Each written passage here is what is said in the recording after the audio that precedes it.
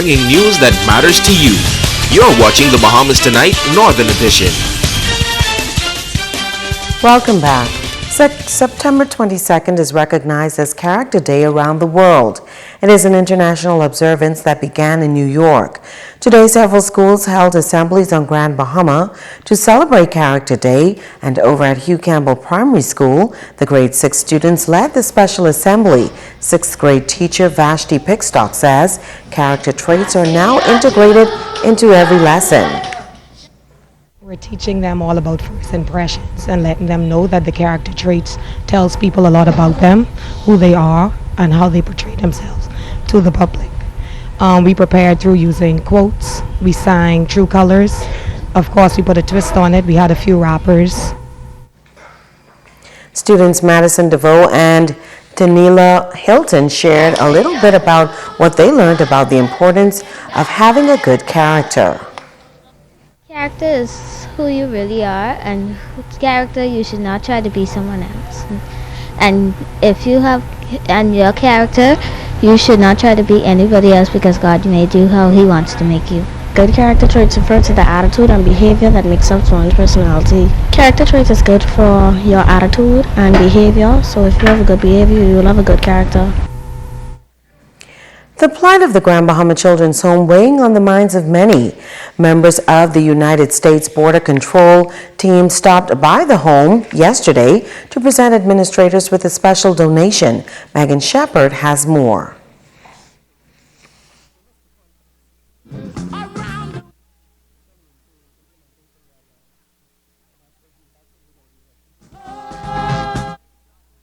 They may only be working and residing temporarily here in the Bahamas, but the men and women of the U.S. Customs and Border Control are doing their part to make a difference in the lives of the young people at the Grand Bahama Children's Home. Interim Port Director James Grimes explains that the Feds Feeds Families program is an international one, active throughout 350 ports. It's part of the federal government giving back to the communities in which we live and work. Freeport, since we happen to be living apart from some of our families or overseas, it's just a small opportunity to give back to the people that live in the community that have been so gracious to us over the course of time that we've worked here. And just it's a small token of appreciation for the hospitality they've shown and to say thank you. Executive Director of the Children's Home, Sheila Johnson-Smith, says that they are in constant need of supplies at the home, and they are extremely grateful for the bounteous food donation. And the fact that they step up to the plate, it means so much to us that someone from another country who's just working here, like the U.S. Border Patrol, that they're here and they want to give back to the community. They want to help our children. It is important that people understand how difficult it is to continue operation of this home. We have 31 children, so you can imagine what it is to have 31 children that you have to care for constantly. If you have one, imagine 31. Now Smith is stressing that the home is a vital 24-hour shelter, noting that on Tuesday evening, 3 more children were admitted to the home. This is a 24-hour operation. In fact, just last night we got 3 abandoned children. So we know nothing about the children, but thank God there is a home that can take in children who are in danger, who are in need of care and protection. So this home is vital, and the fact that the Border Patrol and others come and help us, it is so very important to continue on something like this. Megan Shepard, ZNS Network News. Reach Out Ministry Feeding Program officially launched on Monday morning. Scores of students showed up to receive their free breakfast before heading to school. As Shashina Roll reports, the president of the Grand Bahama Port Authority was also on hand to witness the effects of this new community-oriented project. It's called Mama's Kitchen. President of Reach Out Ministry, Dudley Sade, says the newly launched feeding program was named after a dear friend of the organization, Merlene Thomas, and during its first day fed an astounding 66 children on Monday morning. While Sade is known for assisting many young people throughout the island, he says this program is undoubtedly most near and dear to his heart. I could always remember going to school with no lunch, so I know how very important it is. So it's a blessing to know that we were able today to put food and smile in these young kids' face before they go to school. Every 2 months we can have a after-school feeding that we're going to feed their families and the kids. But the whole idea is to make sure they could learn. A lot of time the teachers wondering what's going on with the kids. You can imagine going to school hungry, can't find no lunch, and then still want to learn. Dressed in his apron and ready to serve was the president of the Grand Bahama Port Authority, Ian Roll. Roll says this program is truly what giving back to the community is all about. Dudley Said and I, we've been friends for a while now, and it started when he came to the Grand Bahama Port Authority with the idea of reaching into the community and helping young people, boys in particular, and I find that's dear to me, to help people and especially the boys in the community. And this feeding program, I think, is a fantastic idea by Dudley and his wife Katie. They've given so much of themselves, and a part of the core focus of the Grand Bahama Port Authority is to make lives better for the Freeport community and by extension the Bahamas, and this plays right into the core focus. Shashina Roll, ZNS Network News.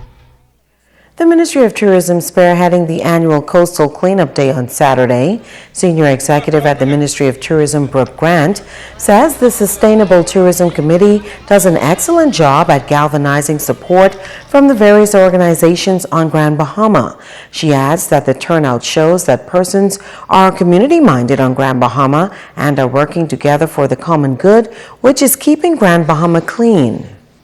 There are cleanups that do happen off-season outside of the month of September, so we just want to bring a sense of awareness to the wider community that it is essential for us all to pitch in, whether you're a school student in primary school, high school, or you're part of corporate Grand Bahama. We want you to come on out, and we've been stationed from east to west. The city of Freeport has been covered also, so the message to go out there is to just remain mindful of our assets and let's do our best to preserve them. Senior Assistant of the Product Department, Jeffrey Pinder, says all of the high schools and primary schools were represented. To date, we have almost 750 volunteers. We've added 2 or 3 additional zone captains, and that would be the College of the Bahamas. They're all the way east into Statoil, and also Port of Call, and that has been managed by the Bahamas National Trust. We don't have the exact poundage of garbage yet, but I can tell you we're in the zone right now that was heavily concentrated with litter, and I do want to take this opportunity to say how important it is for us to really focus on our personal selves. If you come to the beach, just bring a garbage bag with you so we don't have to do this. This is effort that we don't have to do every year. It's time now to ask the doctor.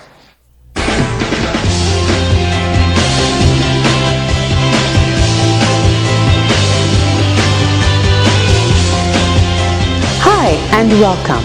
Paula asks, I'm a type 2 diabetic, Dr. Pratt. Is there any correlation between diabetes and menopause? Paula, thanks for such a great question.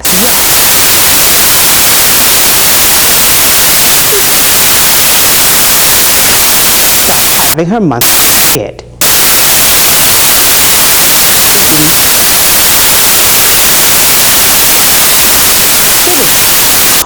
Or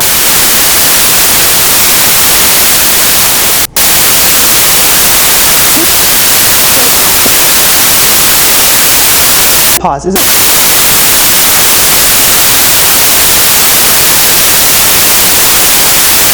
sugar. Belts.